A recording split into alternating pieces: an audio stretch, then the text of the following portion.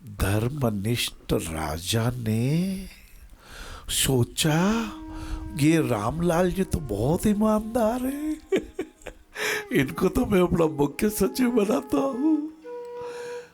छोटी छोटी बातें हैं, लंबी कथाओं का समय नहीं बाबू। कहते मूल रूप से ये है कि जो मुख्य सचिव बन गए और अंदर बैठ करके अपने मुख्य सचिव के कपड़ों को नीचे खोल के रख दिया और पुराने जमाने के फटे हुए कपड़े पहन लिया और ठाकुर जी को कहा, ठाकुर मैं तो आपका वही रामुड़िया हूँ लाला, मेरे प्रभु मेरे में अभिमान ना आ जाए, गर्व और घमंड ना आ जाए, मेरे भी विनम्रता देना, मुझे विनय देना ठाकुर। भूल दिखा कर उसे मिटा कर अपना प्रेम प्रदान करना ठाकुर। राजा देख रहा था, राजा की आंखों में आंसू आ गए। अपना भूतकाल मत भूलना, अपनी सादगी मत भूलना, अपने गर्व मत आने देना, अपने अलंकारों से मंडित मत कर लेना, अपने सादा जीवन उच्च विचार को रखिएगा। यही सत्संग, यही नारायण सेवा। खान पान और भोग में जीवन बीता जाए, कानर की आयु नहीं गिनती में कहला। कहते हैं कि जिसकी सांस चल रही है फिर भी मुर्दा है, जो केवल खान पीन, केवल तामसिक नॉनवेज खाते हुए शर्म नहीं आती। अरे महाराज हमारे तो जाति में चलता नहीं चलता। आपकी एक ही जाति, मानव जाति। जाति केवल एक है, मानव जाति। धर्म केवल एक है, there is only one language, language of love.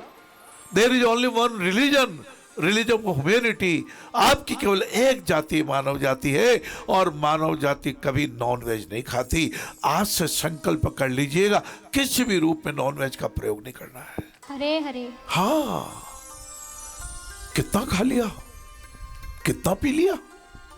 इन आंतों ने जब से माता के गर्भ में आए हैं, आप भी मैं भी, केवल आप नहीं मैं भी, तब से 4 महीने में छोटी आंत और बड़ी आंत बन गई महाराज। हाँ, और जब तक गर्भ में रहे माता के खून को पीते रहे। आप कहोगे बहुत कड़वी बात कह दी, वास्तव में माता के खून को पीने से 9 महीने तक हम रहे महाराज। और उसके बाद माता का दूध पिया। कभी कभी 1 घंटा रोज स्वाध्याय कर लिया करें। और जब स्वाध्याय करें आप करेंगे महाराज कल क्या पढ़े, आज क्या पढ़े। साकेत मैथिलीश्वर जी गुप्त जी ने श्री राम कथा हिंदी बोली, हिंदी खड़ी बोली की कविता में लिख दी। आप ले आइए। मैं तो परसों स्वाध्याय कर रहा था। मारीच कपटी और रावण महाअभिमानी, उसने भय बताया तुम सोने का मृग बन जाओ। छल कपट ही जिनका सारा है वही राक्षस है। और प्रेम जिनका आभूषण वो मानव जाति है। और आवाज दी मारीच ने, लक्ष्मण सीते यह पुकार कैसी है हाय, जाओ झटपट जाकर देखो आर्य पुत्र जैसी है हाय। सीता जी भ्रम में हो गई। कभी सती भ्रम हुआ, कभी गरुड़ जी को मोह हुआ, कभी नारद जी को विवाह करने की मन में आके मोह हुआ। जय हो। यही पुराणों में वर्णित है। आपके अवगुण में से एक अवगुण देव दक्षिणा के रूप में आया ना आपके बीच। कुछ तो दक्षिणा लूंगा आपसे। कभी कभी तो माइक भी ले जाता हूँ। आप कहेंगे बाबूजी हंसा देते हो।